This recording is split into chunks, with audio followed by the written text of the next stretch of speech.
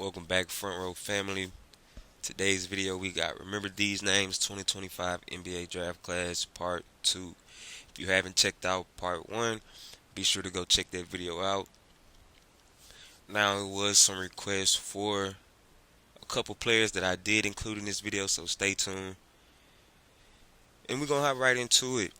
First up, we got Dink Pate, 6'8" point guard out of Dallas, Texas, 18 years old. Left high school to play for the G League at night at 17. This upcoming season, he will be playing for the Mexico City Captains due to the NBA stopping the G League at night. Now, Dink Pate is an explosive big guard. I like Dink a lot. He's a big guard, 6'8", as I already mentioned earlier, and he has a very high ceiling as a playmaker. Now, Dink has mentioned he wants to improve his shooting, which I feel he is a good shooter. Just work on his consistency with it, and he will be fine at that next level in the NBA. Has good vision, can pass, get it to the open guys, make the right reads on the offensive end. Defensively, he can definitely be the guy that can guard 1 through 4 on those switches, pick and rolls, things of that nature. He can hold his own on the defensive end. Now, Dink to me is a future triple-double type of guy. One of those threats. Can get you buckets, pass the ball, rebound, push it down the floor. That type of guy can be all over the floor for you. So it will be nice to see where Dink lands in the next upcoming draft. Already talks of being a top 10 pick. Dink did average 8 points, 2 rebounds, and 3 assists in his first season with the G League at night, which isn't bad for a 17, 18-year-old kid coming into the G League at night, playing against grown men. Prior to G League at night, he was a 5-star high school prospect, class of 2024, so he really should be going into his freshman season of college. Already has a professional season under his belt. That's always good. And he also averaged 20 points, and in 2022-2023 was the District 13 4A most valuable player. So looking forward to see where Dink Pate lands in the 2025 NBA draft. Should go into this upcoming G League season and dominate, and definitely make strides of getting better. Now for our next prospect, we got Malok, 7'1" center, 238 pounds, out of South Sudan, who is headed to Duke, along with the rest of that good recruiting class that they have with Cooper Flag, and a prospect we will be mentioning later on in this video. Common, as we know, is playing with South Sudan in the Olympics this year, and they almost upset the USA team, which Common got some burn on the court and looked decent in that game. Definitely see the potential and future for him. I expect him to go to Duke and have a great season, contribute to what they're doing over there and their season they're going to have.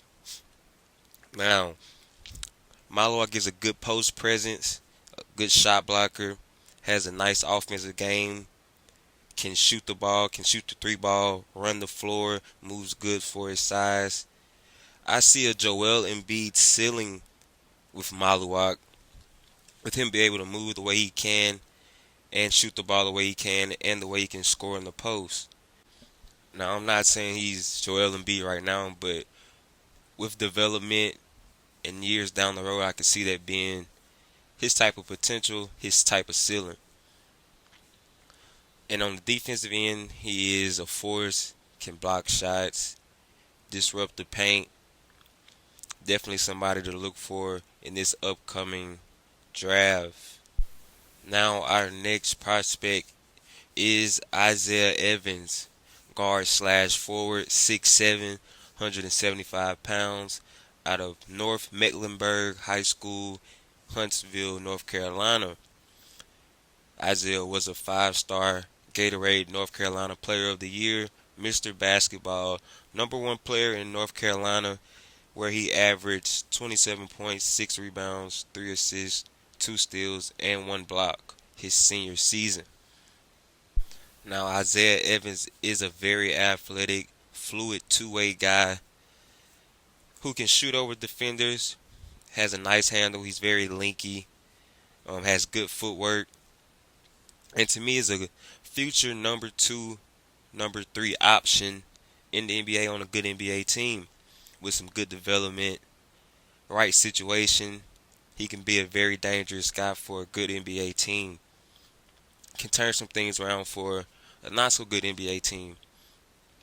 He's a very dangerous on the defensive end, can block shots, disrupt lanes, steals. And on the offensive end, can create. He's very aggressive, has that dog in him. Like what he brings to the table on both sides of the court. So look forward to Isaiah Evans, who is also going to Duke and is a part of that recruiting class along with Cooper Flag and Malok, which we mentioned in this video.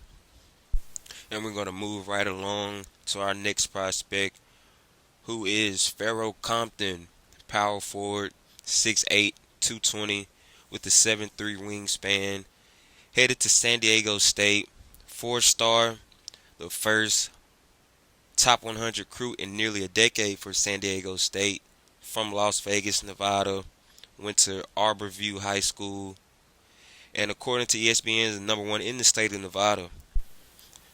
Now, Pharaoh Compton is an athletic big man, good rebounder, active on the defensive end, can disrupt a lot of things, finishes at the rim very well, can sit in that dunker spot and be an Aaron Gordon type of guy.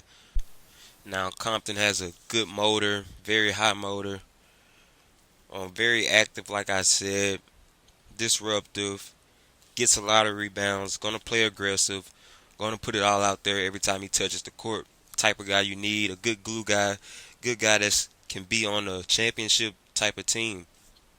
Look forward to seeing where he lands and how he does this upcoming season for San Diego State, which we know last couple years had some deep runs in the March Madness tournament.